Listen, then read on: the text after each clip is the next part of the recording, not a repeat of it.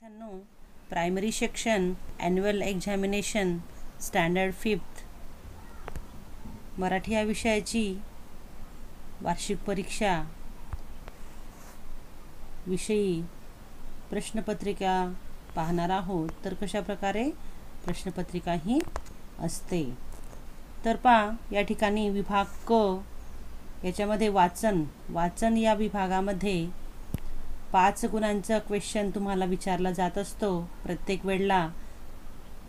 तर विभाग क याच्यामध्ये वाचन. आता एक तुम्हाला उतारा त्या ठिकाणी दिलेला असतो, त्याखाली दिलेल्या प्रश्नांची उत्तरे लिहायची असतात. आता पहा, उतारा पाठाबाहेरील असतो. तर पहा, या ठिकाणी उतारा दिलेला आहे. सुभाषचंद्र बोस यांचा जन्म 23 जानेवारी 1997 रोजी कंटक येथे झाला. त्यांचे वडील प्रसिद्ध वकील होते. सुभाषचंद्र बोस मॅट्रिकच्या परीक्षेत दुसरे आले. आपल्या देशाच्या स्वातंत्र्यासाठी त्यांनी खूप प्रयत्न केले. त्यांनी खूप कष्ट सहन करावे लागले. त्यांनी आझाद हिंद सेनेची स्थापना केली. त्यांनी भारतीयांना जय हिंद ही घोषणा दिली. 19 ऑगस्ट 1945 रोजी ते स्वर्गवासी झाले. लोकांनी त्यांना नेताजी ही पदवी दिली.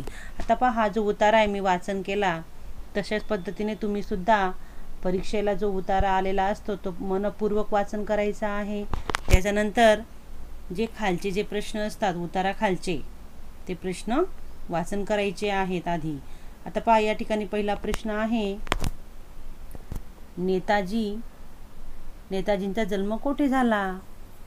आता या ठिकाणी पहिल्याच ओळीमध्ये आपण वाचन केलेलं आहे. सुभाषचंद्र बोस यांचा जन्म 23 जानेवारी 1997 रोजी कंटक या ठिकाणी झाला. हे पहिल्याचं उत्तर आहे.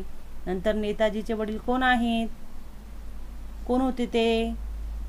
तर ते प्रसिद्ध वकील होते. सापडलं दुसऱ्याचं पण उत्तर. नंतर तिसरं, नेताजींनी भारतीयांना कोणती घोषणा दिली? वाचा, या ठिकाणी वाचलेलं, त्यांनी भारतीयांना जय हिंद ही घोषणा दिली. नंतर चौथा जो प्रश्न आहे तो म्हणजे नेताजींचा नेताजीचा मृत्यू केव्हा झाला? हे पहा, या ठिकाणी मृत्यू होणे म्हणजे काय? स्वर्गवास होणे. 19 ऑगस्ट 1945 रोजी ते स्वर्गवासी झाले. त्यांचा मृत्यू झाला. त्यानंतर सुभाषचंद्र बोस यांना लोकांनी कोणती पदवी दिली? त्यांना नेताजी ही पदवी दिली. सोपं आहे की नाही? मग परीक्षेमध्ये जो उतारा आला असेल त्याच्या खालच्या प्रश्नांची उत्तरं शोधणे. तशाच प्रकारे तुम्हाला प्रश्न दुसरा दिलेला असतो. खालील कविता वाचून त्या खाली दिलेल्या प्रश्नांची उत्तरे लिहा.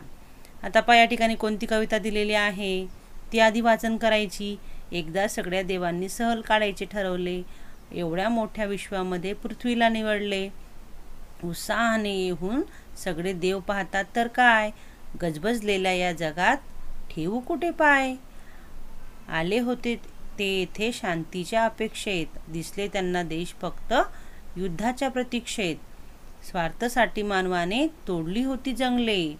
धोक्यामध्ये आले होते पशुपक्षी सगळे.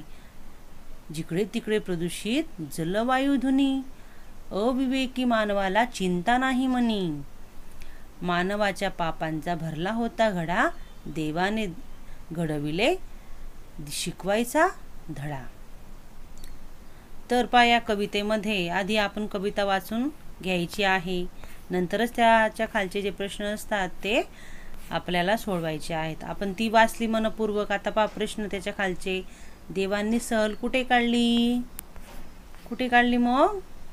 देवांनी सहल कुठे काढली? पृथ्वीवर. कुठे? देवांनी सहल पृथ्वीवर काढली, म्हणजे पृथ्वीकडे येण्यासाठी. ओके. नंतर दुसरं, देवांना जगातील देश कोणत्या प्रतीक्षेत दिसले? हे पहा, दिसलं प्रतीक्षेत. हे पहा, प्रतीक्षेत म्हणजे ही पूर्ण ओळ युद्धाच्या प्रतीक्षेत देवांना दिसले. ओके, मानव दिसले. नंतर तिसरं, देव कोणत्या अपेक्षेने सहलीला आले होते? शोधा. देव कोणत्या अपेक्षेने सहलीला आले होते? कोणत्या अपेक्षेने आले होते ते? शोधा.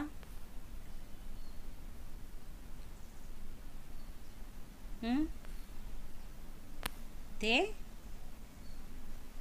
शांतीच्या अपेक्षेने आले होते की नाही?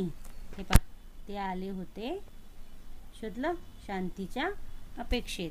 अशा पद्धतीने तुम्ही प्रश्न सोडवायचे आहेत. ओके. मानवाने स्वार्थासाठी काय केले? सगळे जंगले तोडले. आणि ते स्वार्थासाठी काय केलं त्याने? अजून स्वार्थासाठी मानवाने तोडली होती जंगले. बरोबर सांगितलेलं आहे ना. देवांनी कोणाला धडा शिकवण्याचे ठरवले? मानवाला. हे पहा, या ठिकाणी धडा शिकवायचा मानवाला. ओके. तर अशा प्रकारे प्रश्नांची उत्तरं आपण शोधायची आहेत. तशाच प्रकारे पाठ्यपुस्तकामधले जे पाठ असतात त्याच्या खालचे प्रश्न उत्तरं पण विचारले जातात. रिकाम्या जागी योग्य शब्द लिहा. मालती टिंबटिंब बाहेर आली. तर जी रिकाम्या जागेत आता टेक्स्टबुकमध्ये पाहायचं आहे, तर ते जे शब्द त्या ठिकाणी आला असेल तोच शब्द पुस्तकातला रिकाम्या जागेत लिहायचा आहे. ओके. तर हे पाठ्यपुस्तकातील प्रश्न आहेत. नंतर प्रश्न चौथा, खालील प्रश्नांची एका वाक्यात उत्तरे लिहा. आता पहा, विठ्ठलचा जन्म कोठे झाला? आता तुमच्या पुस्तकात जे प्रश्नाचं उत्तर दिलं असेल त्या ठिकाणी पूर्ण वाक्यातच प्रश्नाचं उत्तर लिहायचं आहे. ओके. तर हे प्रश्नाचे उत्तरे पूर्ण वाक्यात लिहायचे आहेत. नंतर प्रश्न पाचवा, खालील प्रश्नांची थोडक्यात उत्तरे लिहा. थोडक्यात उत्तरे लिहा म्हणजे काय बरं? तर 4-5 वाक्यात उत्तर, सेंटेन्समध्ये उत्तर लिहायचं आहे. ओके. नंतर प्रश्न 6वा, कोणते सांगा.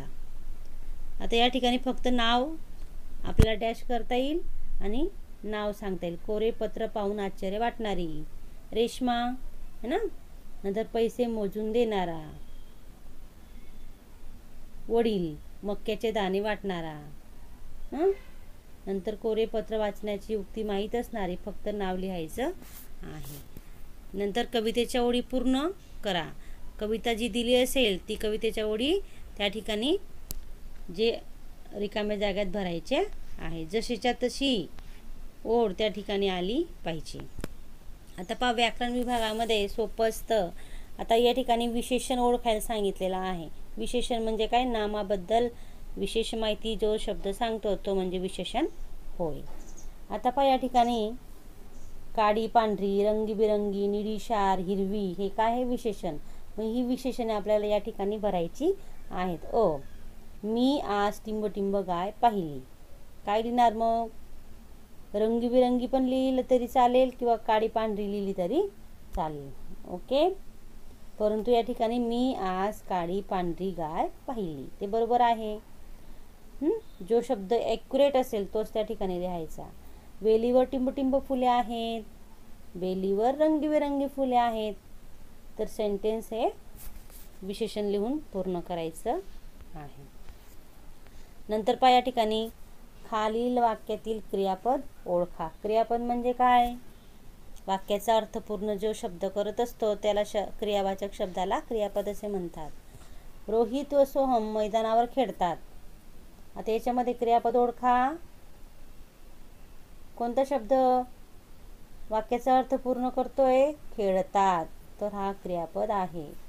नंतर महेश अभ्यास करतो हे क्रियापद आहे. ओके. तर अशा पद्धतीने क्रियापद ओळखायचं आहे. आता खालील शब्दांचे वचन बदला. आता मुलं या ठिकाणी गोंधळ घालतात. लिंग आणि वचन यामध्ये ते गोंधळून जातात. असे न करता या ठिकाणी वचन हे 2 प्रकारचं असतं मराठीत. एक म्हणजे एकवचन आणि दुसरं म्हणजे अनेक वचन. आता आपल्याला वचन बदलायला सांगितलं आहे. ओके. चेंज करायला सांगितलेलं आहे. म्हणजेच नाते एकवचन, त्याचं काय अनेक वचन? नाती. नंतर दुसरं काय सांगितलंय? पाखरू, त्याचं वचन येईल पाखरे. ओके, तर अशा पद्धतीने आपल्याला वचन बदला हा प्रश्न येईल. नंतर खालील शब्दांचे लिंग बदला. आता पहा, लिंग हे 3 प्रकारचे असतात मराठीत, है ना? माहिती आहे तुम्हाला कोणकोणते बरं सांगा? पुल्लिंग, स्त्रीलिंग आणि नपुंसकलिंग. आता कोणते लिंग या ठिकाणी आपल्याला लिंग बदला सांगितलेला आहे, ओळखायला नाही तर बदलायचे आहेत. झाडचं काय येईल? झाड, झुडूप. पाऊस,